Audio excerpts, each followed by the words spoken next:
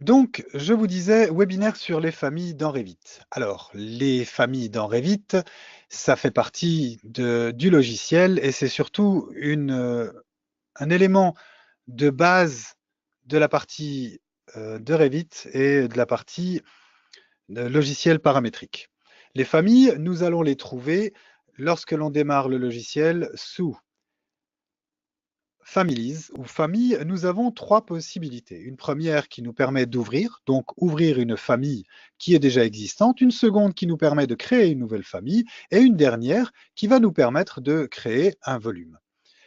Alors, au niveau de la partie création que je vais vous présenter, mon but ici, c'est de créer une table paramétrique. Notion de paramétrique, ça veut dire quoi? La notion de paramétrique pour moi, c'est partir du principe, pour moi et pour le logiciel bien sûr, pour moi, la partie paramétrique, c'est partir du principe que nous allons créer quelque chose, mettre des variables, et avec ces variables, lui donner la possibilité à cette famille de pouvoir exister à différentes formes. Si je prends maintenant la création de famille, créer une famille, c'est partir sur nouveau, new. Ici, nous avons à sélectionner un fichier de gabarit. Un fichier de gabarit, c'est quoi? C'est un ensemble de réglages que l'on trouve au démarrage d'un fichier ou un ensemble de réglages que l'on aimerait toujours trouver. Ici, un certain nombre de gabarits sont existants et dans ces gabarits, nous allons prendre le gabarit métrique générique modèle. En cliquant sur Open, nous allons nous retrouver devant l'interface de Revit. Mais l'interface de Revit, non pas celle que vous connaissez avec la partie architecture, système et structure, mais l'autre, celle qui vous permet de créer des familles. Et dans cette création, vous avez la possibilité de créer des formes, des modèles et ainsi de suite. Pour la partie création, nous utiliserons l'onglet Créer. Les autres onglets Insertion, Annotation, Vue, Administration, Ajout, Modification, ceux-là sont identiques pour la version de Revit dans sa notion de projet. Lorsque l'on passe sur Create, nous avons le panneau de propriété à gauche ainsi que le navigateur du projet qui est à gauche aussi. Ce navigateur de projet, pour ceux qui ont déjà vu Revit, dans le niveau d'étage, nous n'avons pas d'information de niveau d'étage, mais nous avons une information qui se nomme, une vue qui se nomme référence level. Cette vue nous propose ici deux plans. Ces plans, j'appelle ça des plans et non pas simplement des lignes de référence, ce sont des plans parce que dans les élévations, lorsque l'on va se mettre sur une élévation vue de face, front elevation, nous allons obtenir ceci. Nous voyons notre niveau de référence et nous voyons ce plan de référence qui est le second plan que l'on retrouvera ici devant nous. Alors, la notion des familles dans Revit, c'est toute une organisation qui se fait en catégories, en familles, en types et en occurrences. La catégorie étant l'élément de plus haut niveau, nous ne pouvons pas choisir les catégories. Il nous faut démarrer à partir d'un gabarit, et c'est le gabarit que nous démarrons qui définit la catégorie où nous allons mettre notre famille. Ensuite, la famille. Là, nous pouvons créer ce que nous voulons comme famille. Nous sommes partis d'un modèle générique, donc nous pourrions créer tout aussi bien une table, une étagère, un matelas, un oreiller, bref, toute chose qui pourrait être paramétrique. Bien sûr, nous pourrions aussi créer là-dedans un système de réception d'eau, de récupération d'eau, un bac de récupération d'eau, ou bien encore toute autre chose qui puisse être nécessaire comme élément de bibliothèque. La première des choses que nous allons faire lorsque nous allons vouloir créer cette famille table paramétrique, c'est aller dans les élévations. Nos élévations ici devant nous sont élévation arrière, élévation avant, élévation de gauche, élévation de droite. Nous allons effectuer un clic droit sur Front pour le renommer et je vais le renommer 1 espace front. Le second, c'est droite. Je le renomme en 2 espace droite. Le troisième, ça va être ma vue arrière, back, rename, 3 espace back, et left, ici, je le renomme aussi en 4. Dans cette action, vous voyez que l'on peut renommer les vues en élévation. Et dans cette action surtout, je me mets en concordance avec ma logique. J'ai une logique de ViewCube. Le ViewCube pour moi a cette position-là. C'est-à-dire que j'ai la vue de dessus, qui va représenter le reference level, ma vue front, ma vue avant, ma vue droite, et ainsi de suite, ma vue arrière, puis ma vue gauche. Il est absolument hors de question que lorsque je crée une famille, que je sois obligé de réfléchir sur quelle vue en élévation je vais cliquer. Donc en exécutant ceci, je sais que la première front, c'est ma vue avant, et ainsi de suite, et je tourne vers la droite en suivant le ViewCube. Je reviens sur le reference level. Mon niveau de référence ici est équipé de deux plans qui sont ancrés. Lorsqu'on clique dessus, vous voyez ici le pin, il est ici verrouillé. Je ne peux pas le déplacer. Partons du principe que l'intersection de ces deux plans, c'est notre point d'origine. Nous allons dessiner, donc, je disais, une table paramétrique. Nous allons donner à cette table la possibilité d'exister à plusieurs dimensions. La première des choses que nous allons commencer à faire, c'est aller dans l'onglet Create, sous Datum, et nous allons ici cliquer sur Reference Plane. Nous allons créer un plan de référence. Ce plan de référence, nous allons le poser dans l'espace. Nous allons en créer d'autres, ici.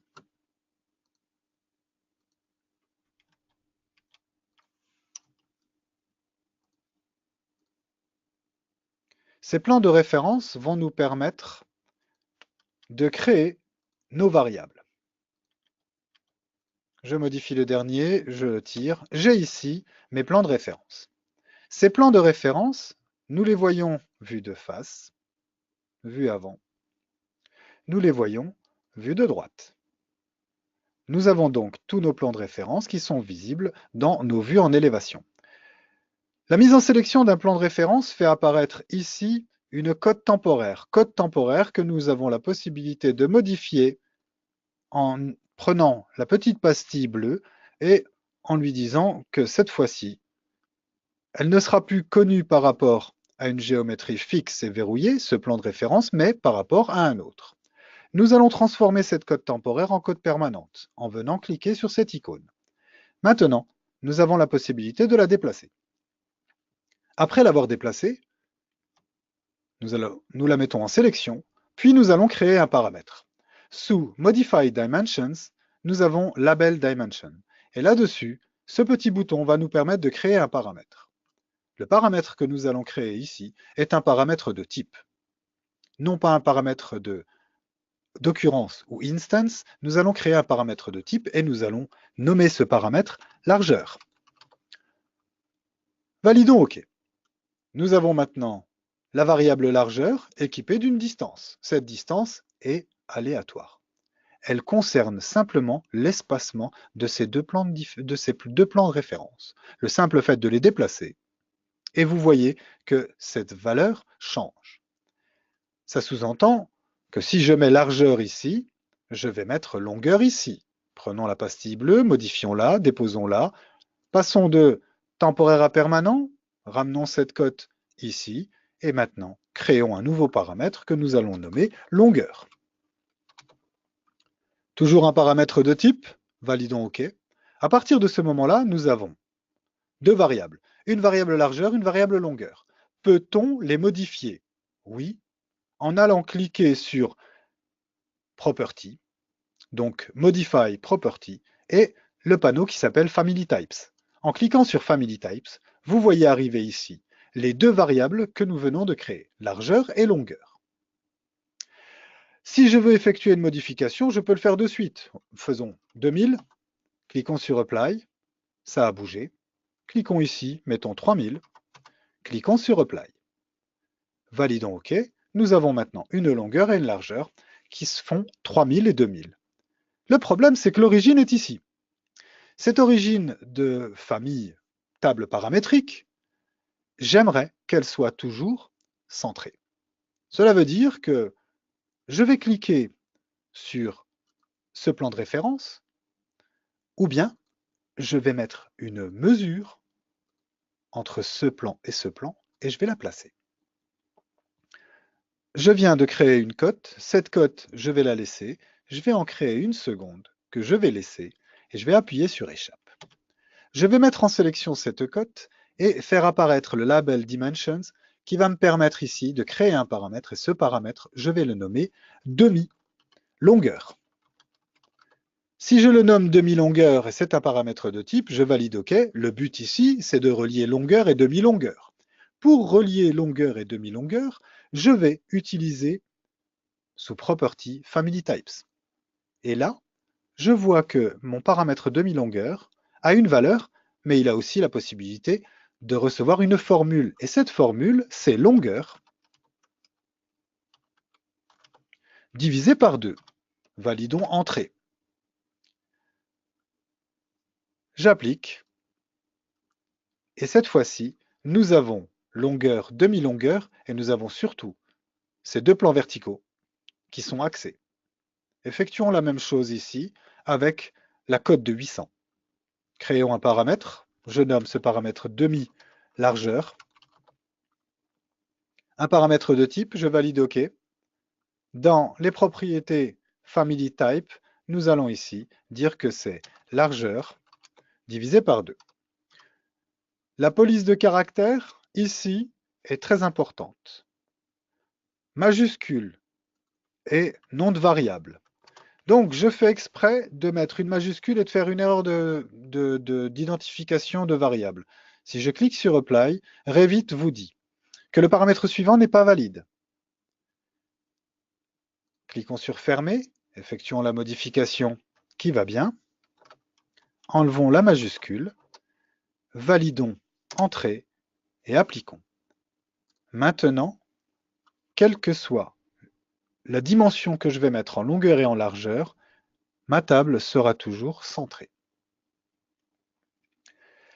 Ces quatre plans de référence que j'ai créés vont me permettre de pouvoir plus tard mettre un élément qui va représenter le plan de travail. Représenter le plan de travail, c'est quoi? Ça va être simplement un volume, un corps solide. Ce corps solide, pour le créer, je vais utiliser l'outil Create. Avant d'aller le créer, je vais me positionner sur l'élévation avant, vue en élévation avant, et que me faut-il?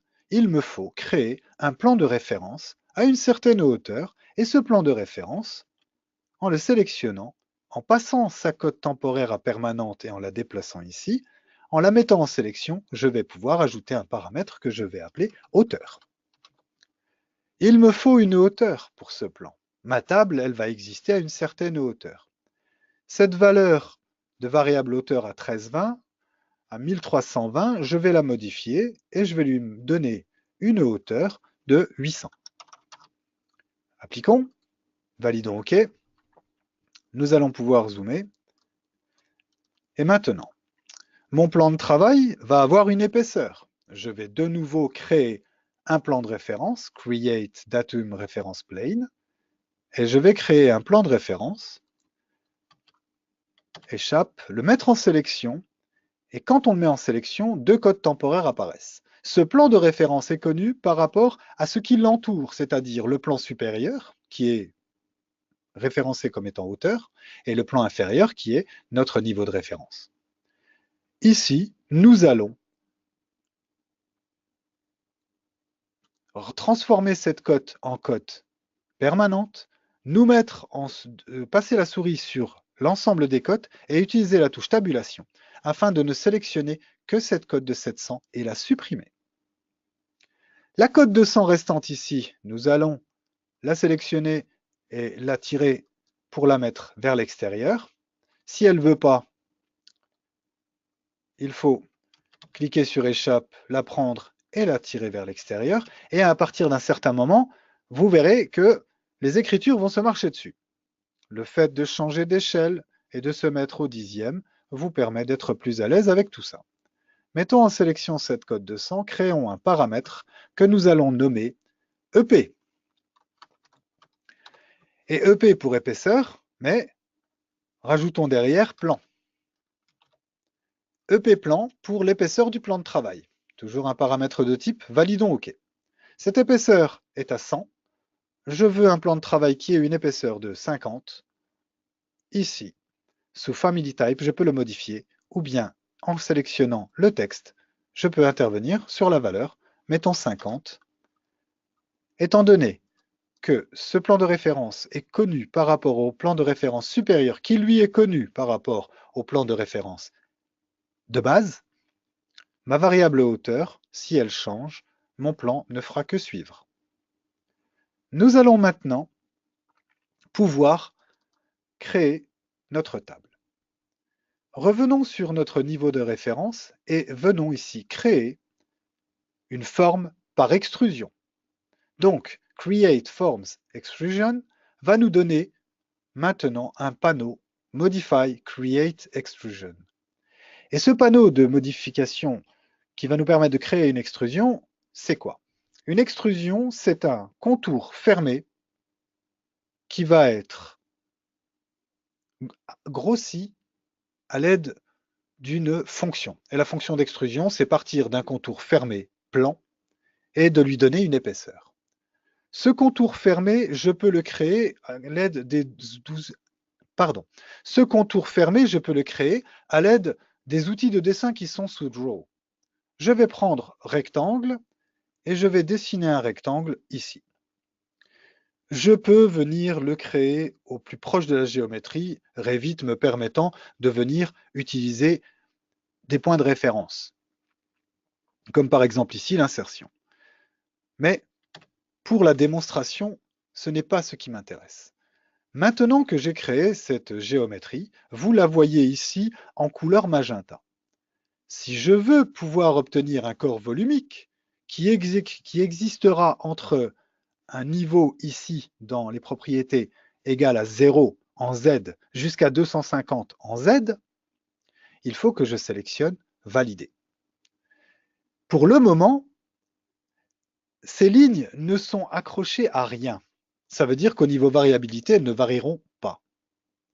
L'idée, c'est de les accrocher à ce qui varie. Et ce qui varie ici, ce sont les plans de référence. Et afin de les accrocher, nous allons utiliser le modifieur Aligne. Je vais aligner jusqu'où? Jusqu'ici. Quoi? Ceci. Et je verrouille. Et je continue. Jusqu'où j'aligne? Ici. Quoi? Ça. Je verrouille. J'aligne jusqu'où? Ici. Quoi? Ça. Je verrouille. Et ainsi de suite. Le fait de verrouiller ma géométrie donne au corps solide que je vais obtenir la possibilité de varier. Maintenant, je peux me permettre de valider. Il se trouve que tout de suite, je pourrais placer mon corps volumique à hauteur exacte, c'est-à-dire hauteur basse 750, hauteur haute 800. Mais ce n'est pas intéressant pour nous. Il faut que nos yeux soient capables de voir ce que nous allons obtenir. Nous allons donc valider. En validant, 4 poignées apparaissent et ma géométrie est mise en sélection. Ces 4 poignées, je peux toujours essayer de les bouger. Mais si je les bouge, Revit râle en disant que les contraintes ne sont pas satisfaites. Quelle contrainte? Une contrainte d'alignement avec un verrouillage. Nous allons cliquer sur Cancel, puis nous allons passer sur la vue avant. Sur cette vue avant, vous voyez ici un volume. En le sélectionnant, il se sélectionne, mais il montre la géométrie rectangulaire. Si je change de style visuel pour passer sur un style visuel shaded, vous voyez ici cet élément. Et si je passe dans la vue 3D, vous voyez maintenant en shaded mon plan. Alors, mon plan ici fait 250 d'épaisseur. Retournons sur la vue avant, et dans cette vue avant, mettons-le en sélection. Ces 2 poignées ne sont pas contraintes, nous allons pouvoir les déplacer. Je passe la poignée supérieure au-dessus de mon plan. Je passe la poignée inférieure en dessous de ce plan. Et maintenant, je vais utiliser Align afin d'aligner jusqu'où? Jusqu'ici. Quoi? Ça. Je verrouille. Je vais aligner jusqu'où? Jusqu'ici. Quoi? Ça. Je verrouille. Actuellement, je peux appuyer 2 fois sur Échappe. J'ai maintenant un plan qui est variable. Ce plan variable, le voici. Lorsque je vais cliquer sur Property Family Types, le simple fait de changer la longueur et de la passer à 1000, appliqué, fait varier cette géométrie en 3D. Le fait de dire à la hauteur de passer à 1200 l'élève, et en changeant le plan à 100, nous avons maintenant l'épaisseur de notre plan qui gonfle. Pour le moment, tout va bien. Mettons un peu d'ordre. Longueur, montons la longueur jusqu'en haut. Largeur aussi. Hauteur, pareil. Ensuite, nous avons épaisseur plan, demi-largeur, demi-longueur. Jusque-là, tout va bien. Cliquons sur Apply. Remettons la longueur à 2000. La largeur à 1000. La hauteur de notre plan à 800. Et l'épaisseur de notre plan de travail, nous allons le passer à 40. Nous avons une table. Oui, mais cette table, il nous faut des pieds. Alors, pour mettre des pieds dans cette table, revenons sur notre niveau de référence. Notre niveau de référence a besoin maintenant d'être complémenté. Nous allons rajouter des plans de travail. Alors, nos plans de référence, ici, nous allons les placer un peu à l'extérieur. Nous allons faire en sorte qu'ils dépassent afin qu'on puisse les sélectionner.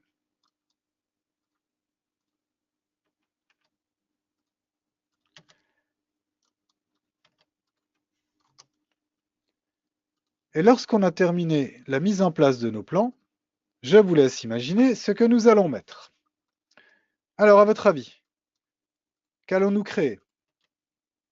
Veuillez utiliser le chat pour me répondre, s'il vous plaît.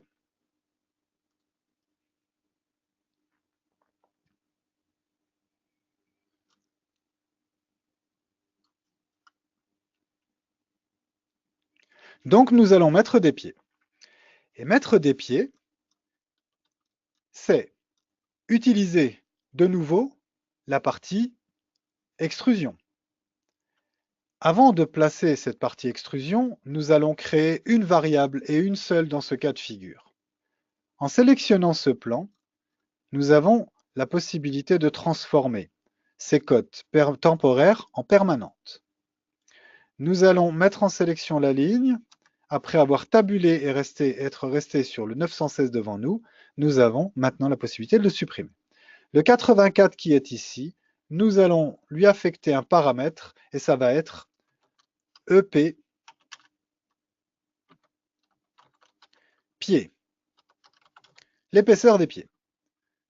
Dans mon cas de figure, les pieds vont être carrés. Donc, je vais créer ici des cotes.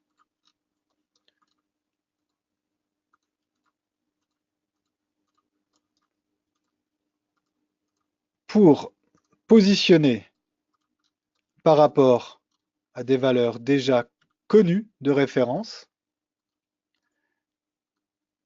les petits plans de référence que j'ai créés. Je vais maintenant les mettre en sélection, appuyer sur CTRL pour être capable de les ajouter à la sélection et leur affecter ici une variable déjà existante qui s'appelle EPPied. La suite, c'est la création par extrusion de géométrie rectangulaire que je peux placer sur la géométrie et surtout, je veille à chaque fois à fermer les cadenas afin de pouvoir leur donner le droit de se déplacer en même temps que mes variables. Et ainsi de suite, je place tous mes plans, je place sur tous mes plans toutes les géométries qui vont donner mes pieds. Ces géométries, à partir du moment où je les ai verrouillées, je vais pouvoir valider. Une chose est à savoir, ces 4 carrés ont été créés au même moment. Ça sous-entend que ce ne sont pas 4 pieds individuels, mais 4 pieds qui sont appartenant à la même esquisse. Ça veut dire que si je tire sur cette poignée pour les élever, ils vont s'élever les 4 en même temps. Ce ne sont pas 4 géométries individuelles, mais bien 4 géométries qui sont liées. Je vais aller sur ma vue avant, et dans ma vue avant, je vais tirer cette poignée et je vais aligner avec la commande Align sur ce plan, ceci, verrouillons, et sur ce plan, j'aligne ce bord, c'est fait. Maintenant, nous avons dans notre géométrie 3D une table paramétrique. Cette table paramétrique peut varier et rien ne restera à l'extérieur. Pourquoi? Parce qu'à chaque fois que j'ai effectué une modification, je l'ai vérifiée. Maintenant, vérifions. L'épaisseur pied, c'est une variable que je vais descendre. Je veux l'avoir au même endroit, je veux l'avoir sous l'épaisseur du plan. Si je mets une longueur de 2500 et que j'applique, j'ai ici les pieds qui varient en même temps que la table. Donc, tout est correct. Nous allons cette fois-ci terminer la création de cette table en mettant des valeurs plus réelles. En longueur, je vais créer une table de 1600. En largeur, je vais lui donner une largeur de 800. En hauteur, elle va rester à 700. Et en épaisseur de plan, on va lui dire 20. En épaisseur de pied, on va lui donner une épaisseur de pied de 30. Et nous avons à valider OK. Nous avons cette table qui est faite. Cette table, nous allons l'enregistrer. En l'enregistrant, nous allons mettre cela dans un répertoire que nous allons appeler famille. Sous le répertoire famille créé sous cet emplacement de disque, je crée un dossier que je vais appeler générique. Je crée déjà l'arborescence qui va pouvoir être utilisable plus tard. Et sous générique, je vais ici créer un élément que je vais appeler table. Dans les options, le nombre de sauvegardes maximum ici est mis à 3. Je peux le laisser à 3. Validons OK. Sauvegardons. Alors, c'est bien beau de la créer. Et maintenant, il faut être capable de l'utiliser. Et dans Revit, il y a une chose qui est... Les familles, c'est vraiment une base. Et le fait de créer un nouveau projet et de prendre un fichier de gabarit architectural, d'avoir en même temps la famille table ouverte, va nous permettre de tester tout cela en conditions réelles. Je reviens sur ma table avec cette vue 3D et je vais maintenant dans le ruban cliquer sur Charger dans le projet, Load into Project. En cliquant, il se trouve que maintenant j'ai la table au bout du pointeur de la souris. Cette table, je vais la placer une fois, une deuxième fois et une troisième fois, puis je vais appuyer sur Échappe 2 fois. Vérifions. Sous Family, sous Generic Model, je vois arriver table et j'ai aussi table. Lorsque je sélectionne ma table, la voici et je peux éditer son type. Si je veux la réinsérer comme je l'ai déjà mise dans mon fichier, en cliquant ici, je peux cliquer sur Component Place a Component et elle est déjà là, dans le listing des éléments qui sont dans mon fichier de gabarit. Le fait de sélectionner une table parmi les trois, donc une occurrence du type de famille table qui est mis dedans, en cliquant sur Edit Type, j'ai cette capacité de cliquer sur Duplicate. En cliquant sur Duplicate, là, cette fois-ci, je vais créer les différentes tables que je vais mettre ou garder dans mon modèle. Je veux une table de 1200 par 600 par 700. J'en ai créé une.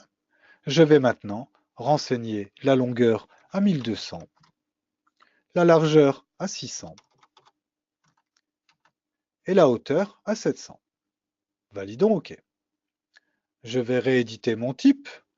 Je vais me positionner sur le type table que je vais renommer. Et cette fois-ci, celui-ci, je vais le nommer 1600 par 800 par 700. Validons OK. Nous allons aligner avec Modify Align les tables entre elles.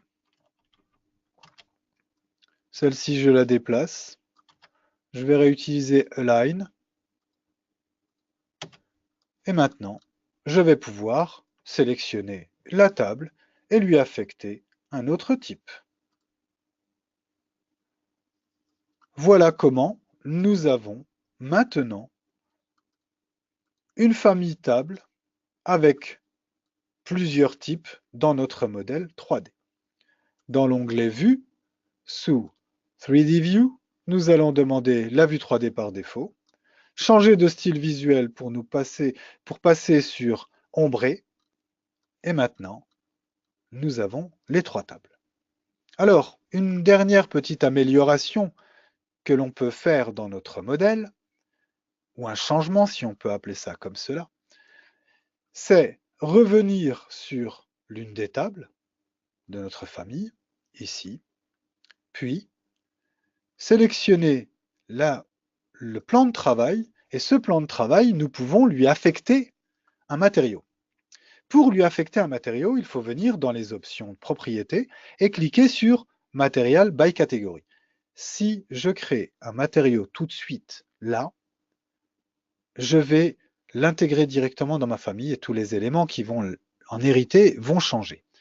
Moi, ce qui m'intéresse, c'est d'avoir un matériau pour le plan et un matériau pour les pieds que je peux changer en fonction de l'élément que j'ai mis dans mon dessin ici.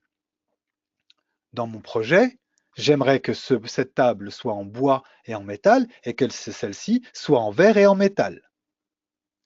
Donc en allant dans ma vue 3D, je sélectionne l'extrusion qui m'a donné la table et je vais pouvoir maintenant, sous Material by Category, cliquer. Et vous avez ici l'ellipsis, les trois petits points sur lesquels nous allons cliquer. En cliquant sur les trois petits points, je peux choisir un matériau. Cliquons sur Cancel. Maintenant que mon affichage s'est rafraîchi, j'ai ici, tout à droite, recommençons, j'ai ici tout à droite un paramètre qui me permet d'associer des paramètres à la famille. En cliquant dessus, j'arrive sur une boîte qui s'appelle Associate Family Parameter, où je n'ai rien. J'ai la capacité de créer un nouveau paramètre. Ce nouveau paramètre, étant donné que j'ai cliqué sur Material and Finishes et Material, est déjà rangé dans un groupe qui s'appelle Material and Finishes. Je vais simplement le nommer Mat Plateau.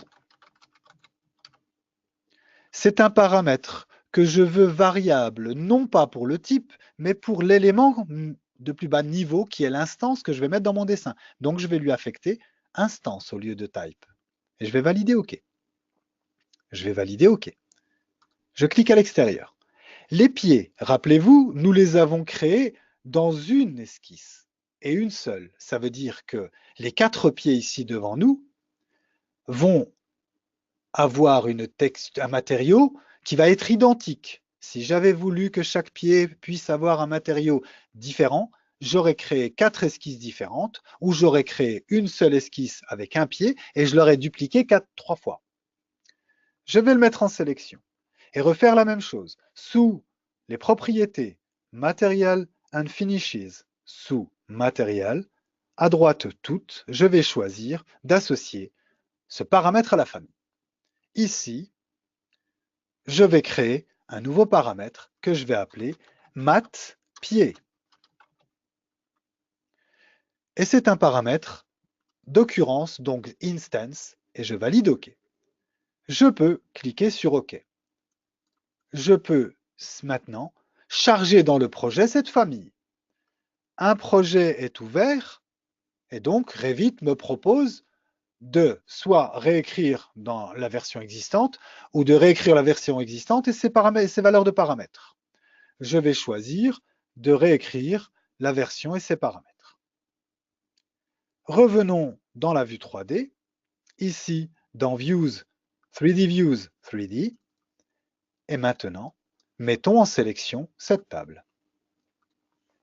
En ayant mis en sélection cette table, vous voyez apparaître dans les propriétés, sous Material and Finishes, la variable mat pied et la variable mat plateau, où cette fois-ci, je vais choisir pour les pieds du métal. Vous cliquez sur By Category et sur l'ellipsis, vous le mettez en sélection. Et maintenant, nous avons la possibilité de mettre un matériau. En déroulant ici sous All, je vais pouvoir utiliser du métal. En métal, je vais choisir un aluminium et je vais valider OK.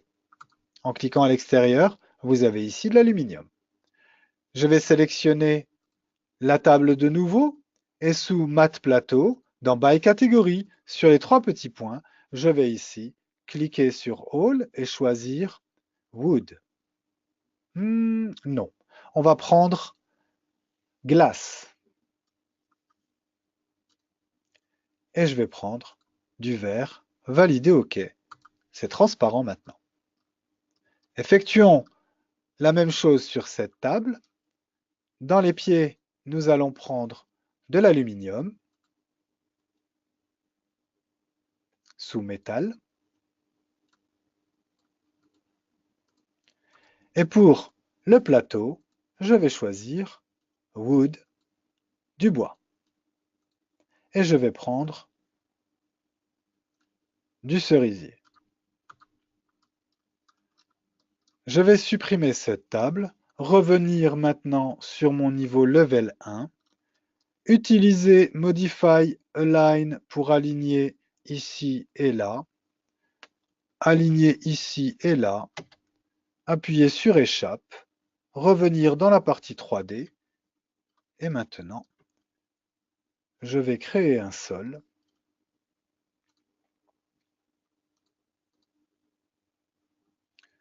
En géométrie rectangulaire, je vais valider. Sur ma vue 3D, j'ai maintenant le sol, les 2 tables, et je vais, dans les vues, demander un rendu, ou plutôt passer sur une vue, sur un affichage en ray trace, le temps que la machine calcule, et vous voyez ici une prévisualisation avec un style visuel ray trace de ce que j'ai dessiné.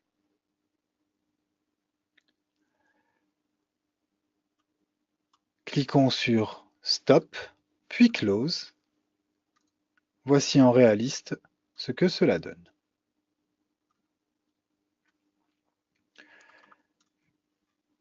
Ceci est la base, à mes yeux, de la partie famille dans Revit.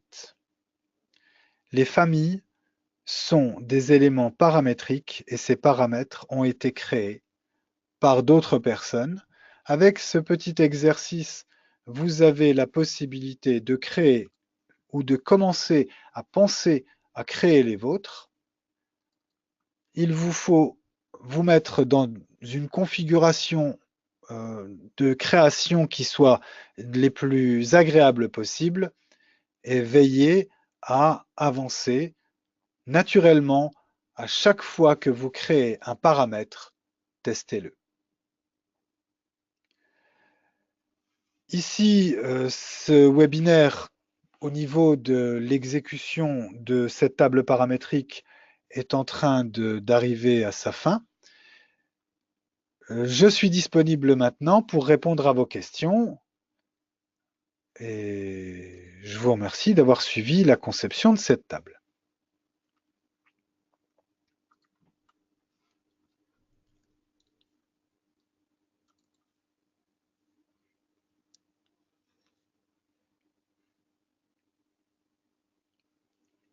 Donc, est-ce que vous avez des questions?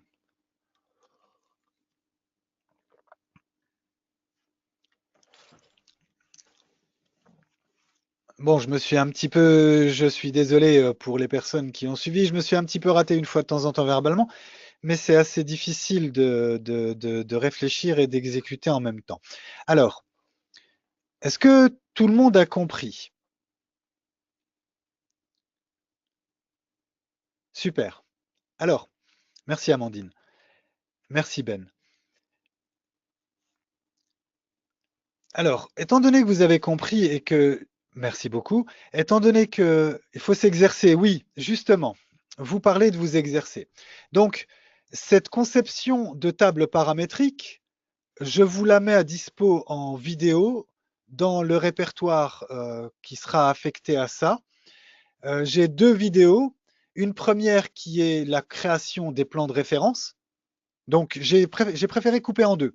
Dans cette vidéo ici, j'ai créé les plans, j'ai créé le volume et puis après, j'ai remis des plans et j'ai remis un volume. Dans la vidéo que j'ai, pour vous, il y en a deux. La première, c'est la création des plans de référence et la deuxième vidéo qui suit juste après, c'est la création de la 3D. J'ai aussi un tutoriel pour la conception d'une étagère paramétrique. Et cette étagère paramétrique, je rajoute là-dedans une petite variable qui est une variable de visibilité. Comprenez bien que je vous ai présenté la mise en place de la texture en utilisant ici quelque chose d'existant.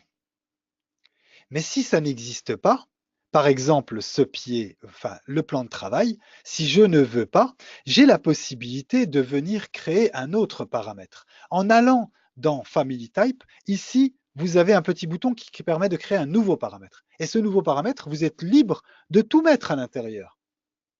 C'est-à-dire que si je veux créer un paramètre qui me permette de le rendre visible ou invisible, sous Type of Parameter, je ne prends pas Length, mais je prends Yes, No. Puis, je peux le grouper.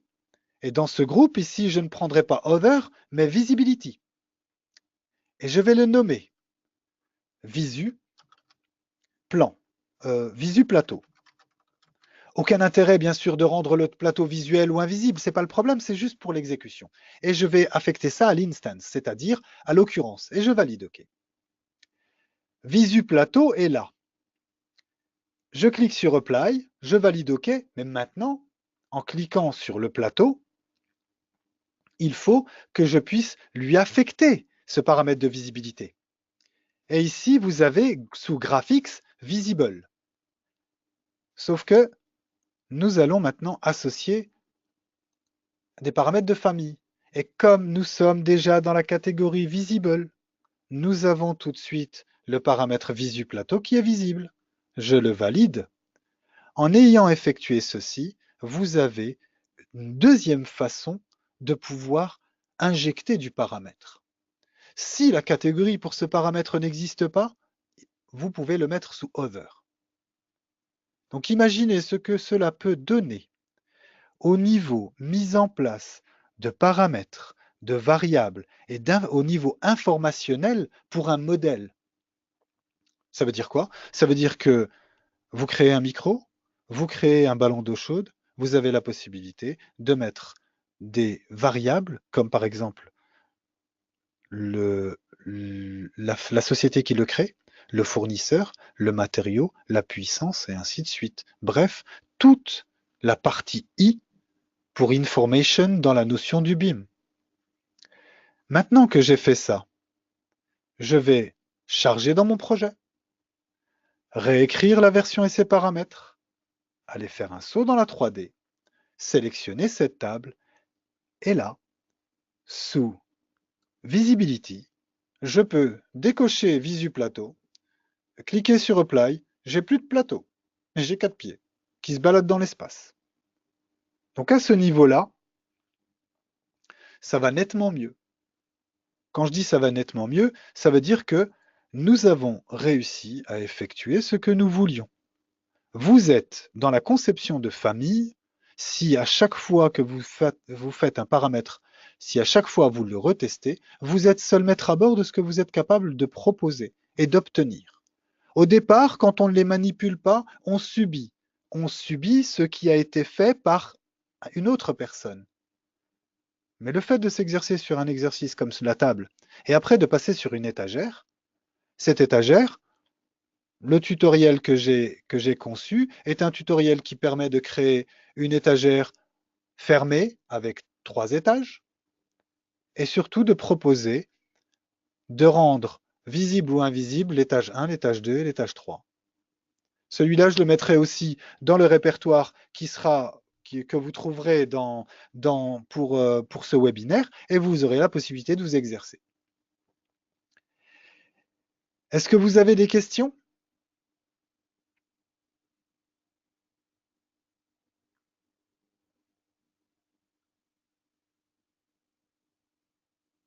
Est-ce que par hasard j'aurais perdu tout le monde juste à ce niveau-là?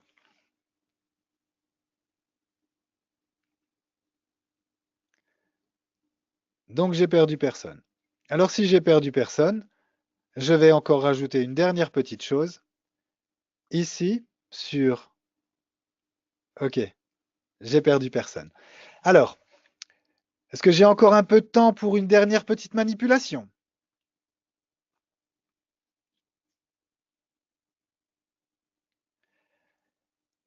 Super. Je vais revenir sur ma famille table.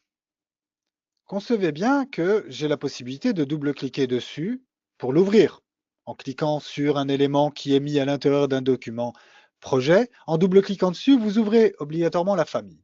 Alors, vous m'avez vu faire une création par extrusion, mais ce ne sont pas les seules créations qui existent. Vous avez le lissage, vous avez la révolution, vous avez le balayage. Puis vous avez aussi un élément qui s'appelle void forms, c'est-à-dire, en fait, un enlèvement de matière grâce à une extrusion, ou grâce à un lissage, ou grâce à une révolution, ainsi de suite. C'est quoi? C'est créer une forme vide. Et qui dit forme vide dit véritablement vide, elle sera vide. Donc, je vais créer une forme vide et je vais positionner cette forme vide. Pour positionner cette forme vide, je vais prendre la création d'un plan de référence. Et cette forme vide va me permettre de faire, pourquoi pas, un passage de câble ou éventuellement une colonne automatique. Quand vous appuyez dessus, vous avez les prises qui s'élèvent. Je ne dis pas que je vais faire ça maintenant, je vais juste faire le trou, le perçage, afin que je puisse l'obtenir. Alors, faire un perçage, je peux le faire n'importe comment. Je peux enlever de la matière. Moi, ce qui m'intéresse, c'est de créer une forme vide. Ici, je crée un premier plan, un second plan, un troisième plan, puis un quatrième plan. Rassurez-vous, le but maintenant, ça ne va pas être de créer des demi-longueurs, demi-largeurs. Non, on va simplement mettre une cote ici que l'on va nommer après sélection A, une autre cote ici que l'on va nommer B, et surtout, cette fois-ci, en venant cliquer sur cette cote, vous voyez ici cet élément, et nous allons faire ceci. Nous allons créer ces deux cotes, les poser, appuyer sur échappe, la sélectionner, et nous allons mettre ça en équivalence. Lorsque l'on met ça en équivalence, on force au final ce positionnement pour être équilibré par rapport à ce plan qui ne varie pas. Je change d'échelle. Je vais mettre au dixième afin que ce soit plus visible. Recommençons. Création d'une cote entre ce point, ce point, ce point. Position de la cote. Mise en sélection. Appuyons sur EQ et c'est en équivalence. Donc, je peux changer la valeur A et B. Si je veux que A égale B, je n'ai qu'une chose à faire ici. Je vais simplement dire que B est égal à A. Appliquer. Je valide, A est égal à B. Bon, maintenant, je vais dans Create, sous Void Form, cliquer sur Void Extrusion. Et je vais créer cette géométrie rectangulaire au plus proche de ma géométrie, c'est-à-dire je vais cliquer sur les points d'attache et je vais verrouiller ici afin qu'elle varie avec le dimensionnel. Puis, je vais cliquer sur Cancel 2 fois et valider. Je vais me mettre en vue de face. Et dans cette vue de face, ben voilà mon enlèvement de matière. Mais cet enlèvement de matière, vous voyez bien qu'il est positionné en bas. Il ne va rien enlever du tout. Je vais tirer cette poignée vers le haut, tirer cette poignée un peu plus bas. Utiliser Align jusqu'où? Jusqu'ici. Concevez bien que je suis le plan de référence et pas la géométrie. Je verrouille. Jusqu'où? Jusqu'au plan de référence, pardon. Et quoi? La géométrie. Je valide. Et maintenant, en appuyant sur Échappe et en regardant la vue 3D, j'ai ici une forme qui est censée être vide. Alors, il va falloir que je la vide. Donc, dans ma vue avant, je vais sélectionner par tabulation ma forme vide. Je vais enlever les contraintes et je vais aligner. Je vais d'abord vérifier sans aligner. Remove Constraint. Je vais regarder en 3D. Et en 3D, dans l'absolu, voilà ce que j'obtiens. Alors, je reviens sur ma vue face. Je vais ici cliquer sur Align. Jusqu'ici, cela, je verrouille. Jusqu'ici, cela, je verrouille. Et je vais maintenant me mettre en 3D et je vais charger dans le projet. Je vais réécrire et j'étais censé obtenir un trou. Zut! Comme quoi, les choses que l'on fait sans filet ne fonctionnent pas. Bon, bah écoutez, je posterai la réponse à ce problème sur le répertoire du webinaire. Je m'excuse pour l'élément, mais je m'attendais vraiment pas à obtenir ça. Est-ce qu'il est... J'ai encore un peu de temps pour chercher, mais je préfère plutôt vous demander si vous avez des questions. Et si vous n'avez pas de questions, je crois que je vais botter en touche pour cet élément-là. Alors, maintenant bah, on arrive aux critiques. Y a-t-il des choses que j'ai à améliorer? Hormis, bien sûr, la fin de l'exercice qui part un peu en sucette. Désolé. Est-ce que vous avez tout compris? J'ai la possibilité, si vous êtes équipé d'un micro, de vous remettre les micros en fonctionnement.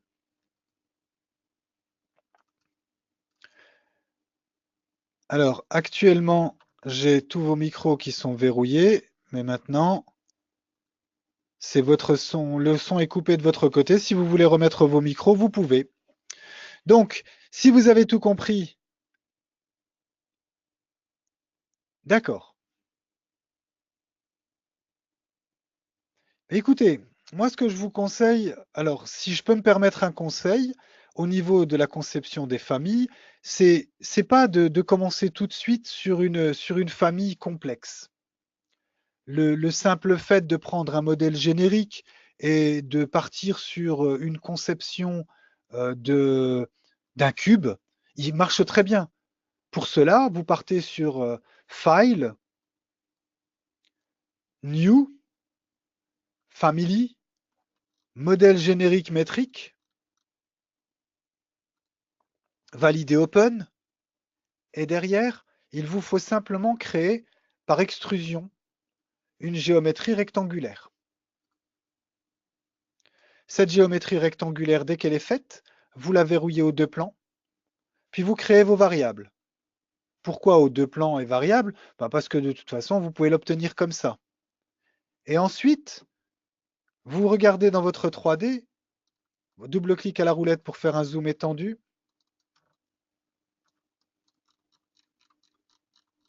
Vous avez la possibilité d'agrandir ici. Et puis, si vous voulez faire une forme vide, dans Création, Forme vide, vous pouvez ici cliquer sur la forme vide, aller dans votre plan de référence et effectuer cette forme vide ici.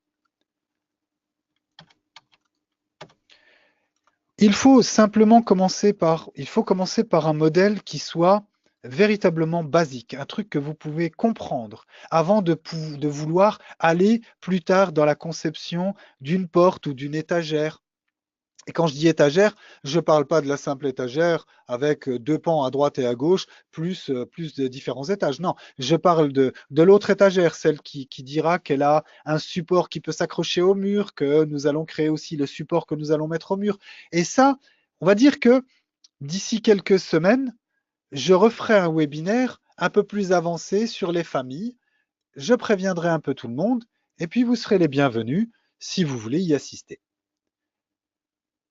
Par rapport aussi à la suite, si vous avez des questions à poser sur la conception des familles, n'hésitez pas à envoyer des mails et j'essaierai d'y répondre. Et si au niveau de la compréhension, je vois qu'il y a des problèmes de compréhension qui doivent être résolus par un webinaire, nous en referons un afin de répondre à tout ça. Eh bien écoutez, je vous remercie d'avoir suivi ce webinaire. Je souhaite que cela vous ait apporté quelque chose enfin, une ouverture d'esprit sur la notion de famille dans Revit. Et en attendant vos questions, si vous en avez, je vous souhaite de passer une bonne soirée et un bon week-end. Je vous remercie beaucoup.